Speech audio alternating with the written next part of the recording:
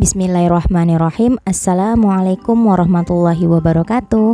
Apa kabar Ananda Ibnu Hayyan semuanya? Semoga antum semua dalam keadaan sehat. Amin amin ya robbal alamin. Berjumpa lagi bersama Ustazah Nurul dalam pembelajaran IPA. Sebelum kita memulai pembelajaran, kita berdoa terlebih dahulu agar pembelajaran kita hari ini bernilai ibadah. Rabbil zidni ilman warzuqni fahman. Amin. Sebelum kita masuk ke dalam pembelajaran hari ini, Ustazah akan menjelaskan mengenai klasifikasi materi. Tujuan pembelajaran hari ini yaitu menggolongkan karakteristik materi. Yang kedua, menjelaskan perbedaan unsur, senyawa, dan campuran. Apa sih itu materi? Nah, materi itu adalah sesuatu yang mempunyai massa dan dapat menempati sebuah ruang. Coba amati gambar berikut. Untuk gambar yang pertama itu ada batu es. Wujud apakah aku? Kalau gambar yang kedua itu adalah air yang sedang mendidih. Sedangkan yang C adalah gambar air. Nah, kita disuruh mengamati di sana.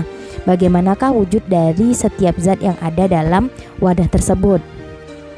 Nah, benar sekali. Kita sekarang memahami tentang wujud benda atau zat itu terbagi menjadi 3. Ada benda yang berwujud padat, ada benda yang berwujud cair, dan ada juga benda yang berwujud gas. Apa sih bedanya?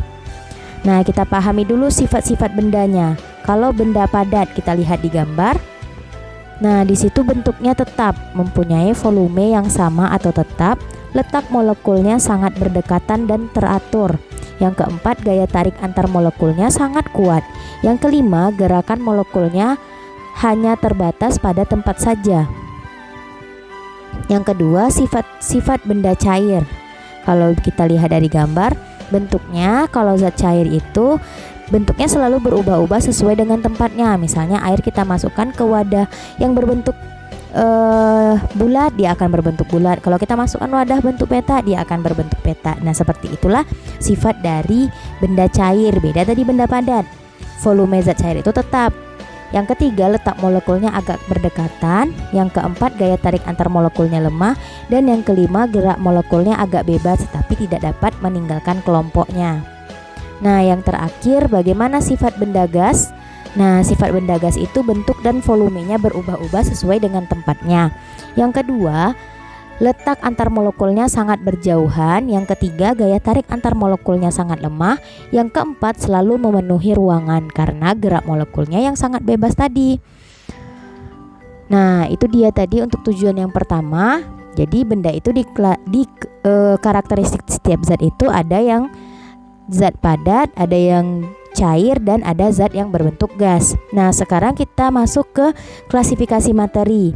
Nah, materi itu terdiri dari 2 zat, yaitu ada zat tunggal dan zat campuran.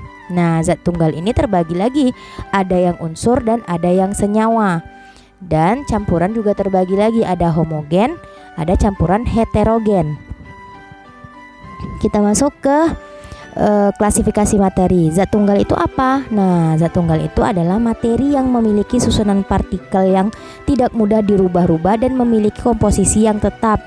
Nah, zat tunggal dapat diklasifikasikan sebagai unsur dan senyawa.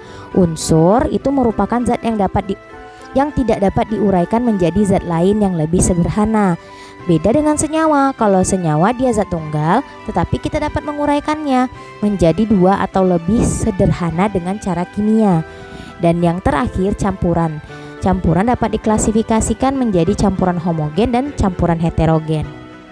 Nah, klasifikasi materi yang pertama itu adalah unsur logam dan non-logam serta kegunaannya.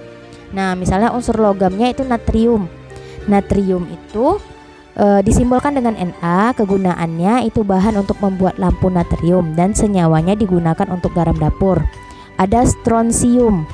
Sr simbolnya senyawa yang digunakan untuk membuat warna merah pada kembang api. Ada magnesium.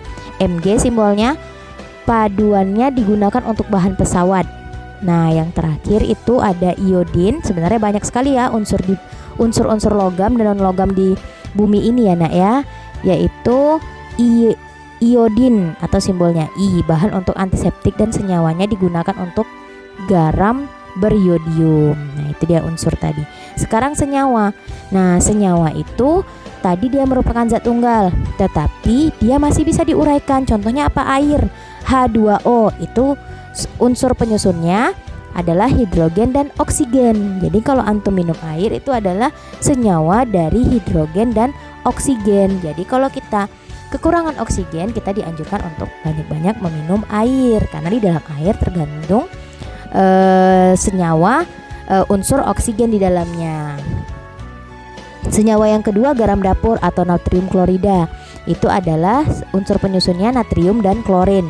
Yang ketiga gula tebu atau sukrosa, disusun dari karbon, hidrogen dan oksigen unsurnya.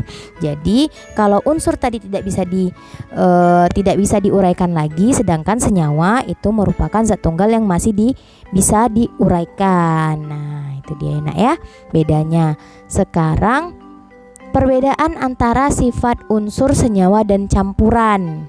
Kalau misalnya tadi unsur dan senyawa itu zat tunggal, sedangkan kalau campuran berarti udah dua buah zat yang kita campurkan ke dalam satu media. Nanti di pertemuan selanjutnya Ustazah akan menjelaskan lebih detail mengenai campuran. Sekarang kita pahami dulu bagaimana sih perbedaan antara ketiganya. Kalau unsur itu zat tunggal, kalau senyawa juga zat tunggal, campuran itu merupakan zat campuran. Kalau unsur tidak dapat diuraikan, senyawa dapat diuraikan, sedangkan yang ketiga terdiri atas satu jenis atom saja. Sedangkan kalau misalnya senyawa tersusun atas dua jenis atom atau lebih. Kalau campuran tersusun atas dua jenis atom atau molekul atau bisa juga lebih. Nah, kalau senyawa perbandingan massa zat penyusunnya tetap, sedangkan campuran perbandingan massa zat penyusunnya tidak tetap. Nah, itulah tadi dia perbedaan antara bagaimana sifat unsur, senyawa dan juga campuran. Semoga antum bisa memahami materi yang saya sampaikan hari ini. Jika masih ada pertanyaan, silakan tanyakan kepada Ustazah melalui kolom komentar atau bisa bertanya langsung ke WA pribadi Ustazah. Kita tutup dengan membaca hamdalah alhamdulillahirobbilalamin dan doa selesai belajar subhanakallahumma wa bihamdika asyhadu alla ilaha illa anta astaghfiruka wa atubu ilaik. Demikian yang dapat Ustazah sampaikan hari ini. Tetap semangat. Assalamualaikum warahmatullahi wabarakatuh.